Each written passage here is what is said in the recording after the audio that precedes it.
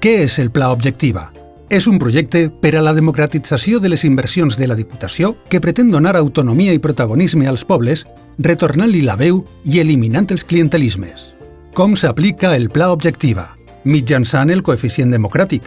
Aquest coeficient ens permet crear un patró d'inversió basat en factors demogràfics, geogràfics, econòmics i socials que s'actualitza cada any en relació a les següents dades. La població. A menys població, més inversió, perquè qualsevol ciutadà puga tenir els mateixos drets visquen on visquen.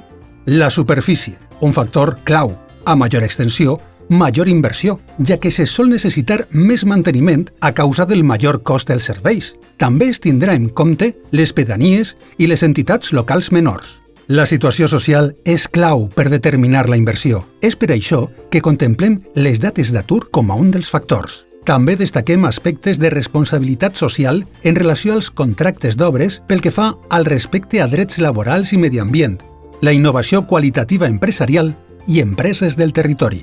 En relació a la seva autonomia, els regidors i regidores, que a diferència dels diputats provincials són elegits de forma directa per la ciutadania, recuperen el poder de decisió. La veu torna als pobles.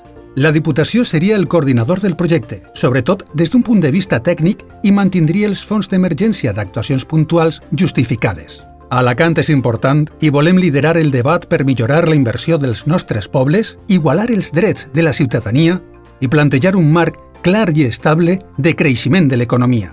Pla Objectiva, el temps dels pobles. Compromís, Diputació d'Alacant. El sud que volem.